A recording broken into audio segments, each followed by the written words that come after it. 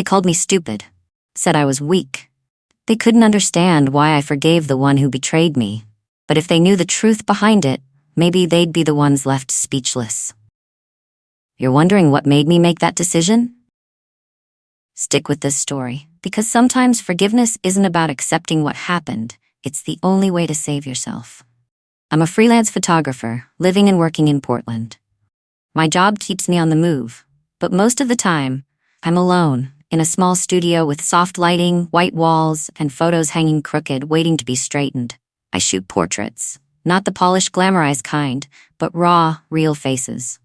Sometimes a little messy. Some people cry, some get angry. I live for those moments when instinct breaks through. I'm 33. I've had 2 serious relationships. One left me to chase a fresh start in Florida, the other just ended. No real explanation. I didn't cry out loud or post long, dramatic statuses. I poured all that pain into my frames. People on the outside call me an independent woman. I don't deny it, but I don't take it as a compliment either. Being independent isn't always a choice.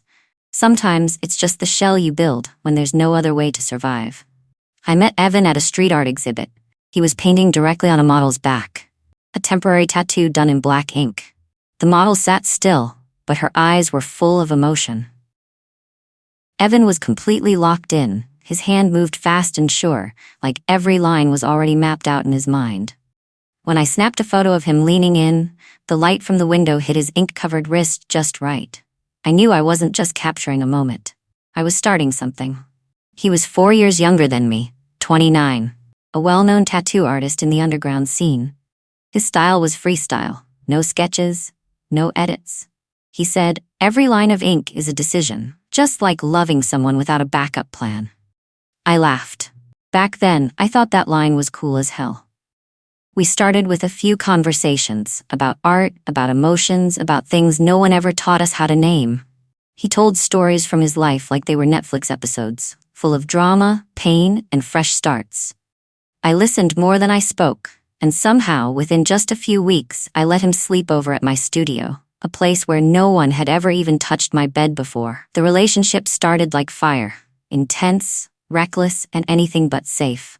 Evan was the kind of guy who lived by instinct. He'd walk out of a job mid-shift just because it felt suffocating. He'd tattoo a new design on himself at 2 a.m. just because he dreamed it. Me? I needed order. I needed a plan. I had to know where I'd be tomorrow, what I'd be doing, who I'd be meeting. We were complete opposites. Maybe that's exactly why I was drawn to him. He said things that melted me, but also terrified me, because I'd never been worshipped like that before. He looked at me like I was something he'd never seen. And instead of stepping back to think, I dove in, like a moth to a flame, desperate to be loved the way I thought I deserved. The closer I got to him, the more I felt out of control. I couldn't tell where the line was between being with someone and needing someone. There were nights I stayed up past midnight just waiting for a text. Mornings I woke up to silence, phone empty, Evan gone without a trace. Then he'd show up that afternoon with a bunch of wildflowers and a half smile. He was good at apologizing. Not in a cliché way, but with surprises. A sketch, a home-cooked meal, or a whispered confession in the middle of the night. I know I'm an asshole, but I'm trying. That's when I started to doubt. Not because he changed, but because I did. I became guarded. I started tracking his schedule, watching his stories, secretly reading the comments women left under his posts. Then I'd scold myself. I hated the suspicion. It made me feel small, like a completely different person than who I was in the studio. Confident, independent, clear-headed. I made excuses for him. Told myself artists are always a little strange, that freedom is part of who he is, that loving someone like him meant learning to let go. I tried to believe the disappearing acts, the silence, all had good reasons. And that if I wanted to keep this unconventional relationship, I had to be big enough to accept it. I didn't realize that, deep down, I was trying to prove the opposite. That I was kind enough not to be left again. That if I forgave enough, loved deeply enough, waited long enough, this time, someone would stay.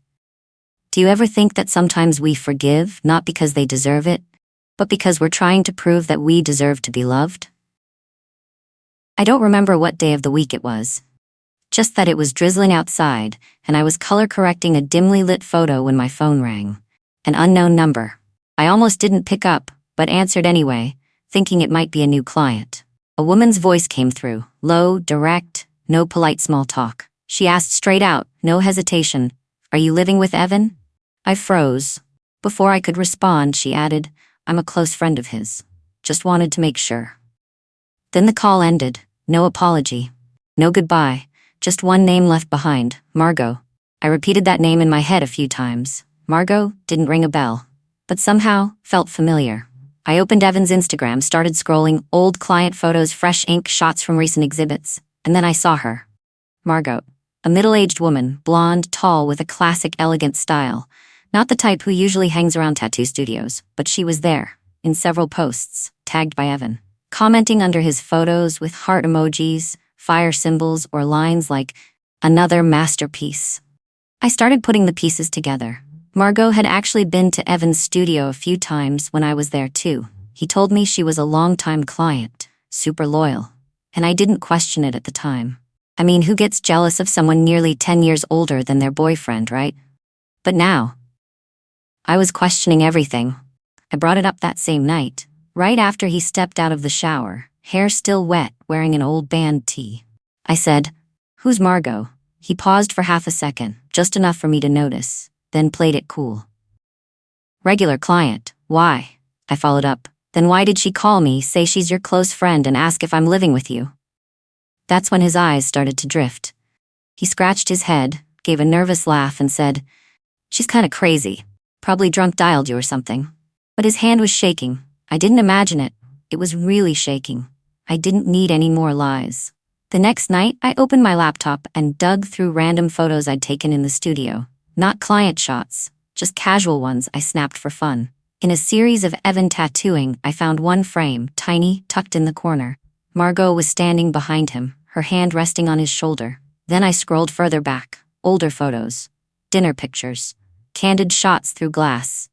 Maybe tagged by someone else. In one, Margot sat next to Evan, her hand running through his hair, and he was leaning in, smiling.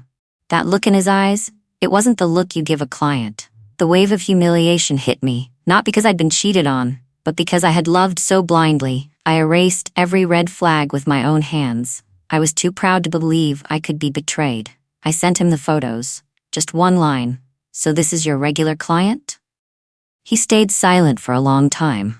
Then he showed up at the studio, carrying a bag of takeout and avoiding eye contact. "I messed up," he said, "but it didn't last. I'm sorry." I looked at him like he was a stranger. I wanted to be furious, to break things, to scream, but all I felt was emptiness. No more energy left to hurt. I was going to end it. For real. I texted my best friend, "Just found out Evan slept with one of his clients." She replied instantly, "Kick him out. Are you insane?" Everyone said the same thing. Anyone who heard the story told me I had to leave, but something didn't add up. One detail kept me from letting go completely. Margot. She was older, wealthy, and seemed to be the one in control. The way she called me, bold, confrontational, it didn't feel like a hidden affair. It felt like someone staking a claim. Then came the real punch. Margot told Evan she was pregnant, and the way she delivered that news, to me, in an anonymous message, it made it clear, the baby was his. My heart sank straight to my stomach. I didn't know what to believe anymore. Evan denied it. He said, "It was never serious. She clings to me. I don't think she's pregnant, and even if she is, it might not be mine." My friend said, "You don't need certainty. That's already more than enough to walk away." And I knew she was right, but part of me still couldn't leave. Not because I still loved him, but because I needed clarity. I needed to be sure I wasn't walking away because of a misunderstanding. It wasn't about keeping Evan. It was about not letting my emotions drag me off a cliff, again. I wasn't staying for love. I stayed for the truth. Something felt off. And for the first time in this entire relationship, I didn't want revenge. I wanted answers. All of them. Nothing more. It didn't take me long to figure out where Margot liked to hang out. She was the type who liked to be seen. Vintage flower shops, small art exhibits, high-end yoga classes that only took a handful of students. I dressed plain. No makeup, a baseball cap, made myself look like just another average woman, and waited at a pastry shop I knew she frequented every Wednesday afternoon. I struck up the conversation first. complimented the ring she was wearing, then asked about the tattoo peeking out from her wrist. Margot gave me a quick once-over, a subtle sizing up, then answered with a half-smile. My boyfriend did it for me, Evan. I nodded, keeping just the right amount of surprise in my eyes. Oh, what a coincidence. I've heard of him. People say he's well known in the scene. Margot nodded, clearly pleased with herself. He's talented, and very good at making people fall for him. I joked. Is he the kind of guy who's easy to lure in?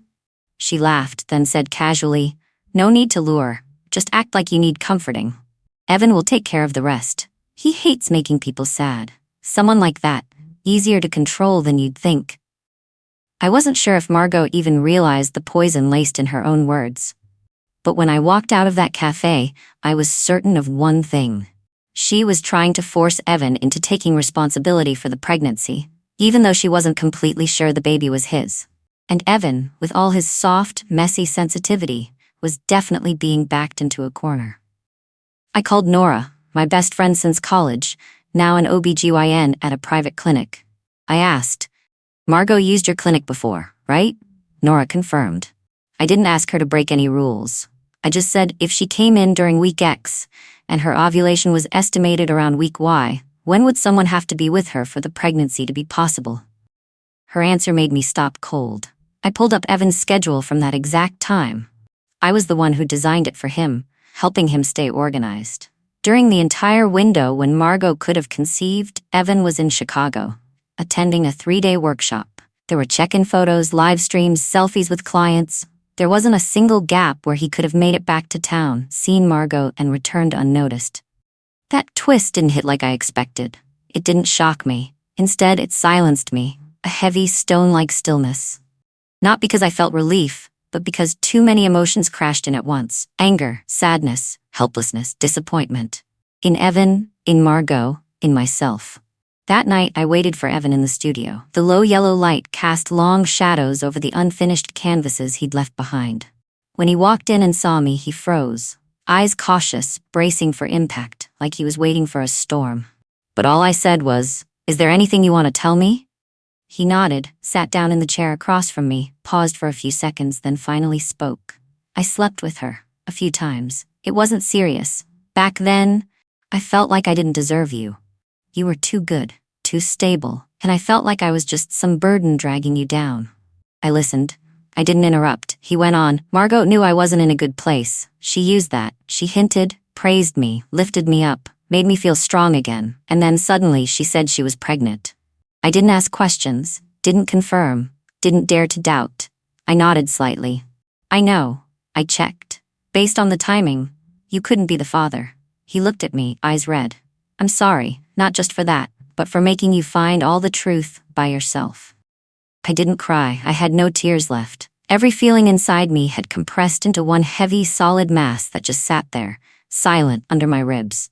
I didn't yell, didn't curse, didn't throw anything. I just felt exhausted. It wasn't the betrayal that broke me. It was the fact that I had gone through this entire relationship without trusting my own gut. I felt something was off early on, but I ignored it. I chose to trust, not because he was trustworthy, but because I was afraid of being labeled again. The jealous one, the controlling one, the woman who doubts. I wanted to be seen as the ideal partner, generous, kind, mature. But in the end, I was just performing a version of myself that wasn't real. I looked at Evan one last time before standing up. I'm not angry with you anymore, I said. He looked up, confused. It's not because you deserve forgiveness, I added. It's because I'm tired of carrying resentment. That weighs more than anything else. He didn't say anything, and I didn't need him to. Sometimes forgiveness isn't about being noble. It's just a way to let go, so you don't stay trapped in a battle no one actually wins. I moved out of our shared apartment the day after that final conversation. No dramatic goodbye, no emotional suitcase scene. I packed only what was mine, my camera, my laptop, a few unframed prints, a couple of old books, then called a ride to Hannah's place. She's a close friend, an interior designer who lives alone in a small loft on the Alameda Hills. She'd already made space for me. Didn't ask a bunch of questions. She just said, stay as long as you need, no explanations required. I didn't take anything that reminded me of Evan, no need. Every piece of him was already etched into my mind, down to the smallest expression he made when he lied. Hannah gave me space, like someone who deeply understood how crucial silence is when you're trying to learn how to hear yourself again. From the very first morning in that loft, I started a new ritual. One portrait a day.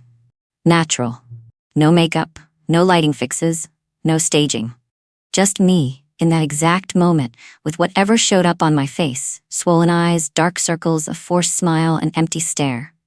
I didn't take those photos to look back one day. I took them to force myself to face the present. Piece by piece, through that process, I started turning inward. Not to point fingers, but to answer one clear question. Why was I so quick to believe empty promises? Why did I let someone like Evan walk in and shatter the balance I had built with my own two hands? The answer didn't come from Evan. It came from old memories, ones tied to my mother. She was the kind of woman who endured in silence. My father was unfaithful, controlling, often emotionally absent. But she always said, men lose their way sometimes. As long as they come back, it's okay. I grew up hearing that over and over, and somehow it carved itself deep into my mind as a warped definition of love. That if you suffer enough, wait long enough, sacrifice enough, then maybe, just maybe, you'll be worthy of staying. I didn't love Evan. I loved the role I thought I was supposed to play. The good woman. The forgiving one. Patient.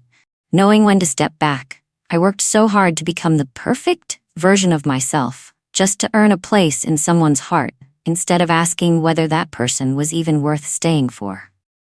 All that time, Evan kept texting me, almost every day. Sometimes just, have you eaten? Other times, long paragraphs spilling out his emptiness, his apologies, his guilt, fragments of unfinished poems he'd written in the middle of the night. Once, he even sent handwritten letters, carefully written, like a third grader learning cursive, saying he knew he'd ruined the only beautiful thing he ever had. I read them, but I didn't reply. I forgave him, but I never said it out loud. Not out of pride, but because I finally understood. Forgiveness doesn't mean going back. It's a one-way act. Quiet, private. I forgave him so I wouldn't be weighed down by bitterness. Forgiveness was a release, not a reset. One early fall evening, when the air had just started to cool, I got a message from someone in the creative industry. Margot got fired. A client reported her for abusing personal relationships at work. I didn't feel joy. I didn't feel vindicated. Just light. Like the final piece of a distorted picture had been pulled off the wall. At last, the truth decided to stay neutral. A few days later, I got one last message from Evan. It wasn't long. It didn't beg, just one sentence. Thank you for not distorting who I am in your version of this story. I stared at the screen for a long time. Maybe for him, that was his final redemption. Not being turned into a villain in someone's memory. But for me, that sentence felt like confirmation. That I had done my part right. I didn't stain the past, didn't twist the story to make myself look noble by turning him into the monster. I realized then, I really am strong, but not in the way people usually think. Not loud, not bold, not made of steel. My strength came from silence, from getting back up, and healing myself without needing anyone to watch. I used to think forgiveness was a reward for the one who did wrong, but now I know, forgiveness is medicine for the one who's been hurt. It's how we move forward without dragging the weight of old pain behind us. I didn't forgive Evan because he deserved it. I forgave him because I needed peace. An ending that was quiet, no drama, no blame, no one bowing their head, no one claiming victory. Just this. I didn't want to carry that wound for one more day. A year later, I stood in the middle of a small gallery by the river, surrounded by photographs of myself hanging on the walls. The collection was called Self-Exposed, a personal project that spanned over 300 days. Each morning, I took a photo of myself. No makeup, no flattering angles, no special lighting. Just me, exactly as I was. The photos weren't perfect, and that's exactly what made them real. Each one marked a stage. In some, I stared straight into the lens, eyes full of doubt. In others, I covered my face, unable to look at myself breaking. Some were completely hollow, like my soul had momentarily stepped out of the frame. But slowly, as the days passed, a new look began to appear in the later images. Not a smile, not joy, but calm. The kind of calm that comes when you've stopped fighting all the dark parts of yourself and just let them be. Most of the people at the exhibit were friends from the art scene, along with a few strangers drawn in by the title. A young woman stood in front of the photo where I was crying, then turned to me and asked, "Did you delete all the old photos? The ones with him?" I smiled, no need to ask who she meant. I simply said, "No, because I don't need to erase them. I just choose not to repeat them." She nodded and moved on, but that answer lingered in me long after. Not because it sounded wise or clever, but because, for the first time after everything, I knew I was telling the truth. I met someone new. It wasn't fast, it wasn't fiery, there was no rom-com opening scene. He was a friend of a friend, showed up at an outdoor movie night, handed me a bottle of water when I started coughing because my cookie was too dry. We started with conversations that didn't have a purpose. Just two people trying to make it through with their own broken pieces. He didn't ask what I'd been through, and I didn't ask what had hurt him. But I noticed something. I was no longer trying to fit myself into someone else's mold. I didn't hide the parts of me that were stubborn. I didn't pretend to be easygoing. I didn't polish the pieces I thought someone might like. I let the rough edges stay, and if someone couldn't handle them, that wasn't my problem anymore. I'm not sure I'll fall in love again, but I'm sure of this. I won't be as easy to break as I was before. Not because I'm colder or harder to trust, but because I no longer hand over all of myself and hope someone else knows how to hold it gently. I don't see myself as the victim of that old story anymore. I'm the survivor. The one who saw the truth, learned the lesson, and moved forward without needing anyone to light the way. The final photo in the exhibit was taken on the day I moved out of Evan's apartment. In it, I'm smiling. Not a happy smile. Not a victorious one. Just the kind of smile you wear when you finally stop pretending, stop clenching, and stop needing someone else to make you feel whole. If someone asked me what changed after a year, I'd say, not much. I'm still me, still working solo, still sipping tea in the mornings, still shooting film instead of reaching for my phone. The only difference is, now I move at my own pace, and I don't let anyone else set the tempo. Forgiveness, in the end, was never a gift I gave to the one who hurt me. It was how I unlocked the chains I'd put on myself. Not everyone needs an apology to move on. Sometimes you just need to tell yourself, I deserve peace. Some wounds don't hurt anymore, but they leave scars to remind you that even love needs to be chosen carefully. And sometimes, the first person you need to learn to love again is yourself. But what about you? If it were you, who would you forgive first? The one who betrayed you, or yourself for going too far in a love that was never healthy to begin with? Share your thoughts in the comments below. I want to hear your story. And if this one touched something inside you, don't forget to hit subscribe, so we can meet again in another quiet, honest, deeply felt corner of love.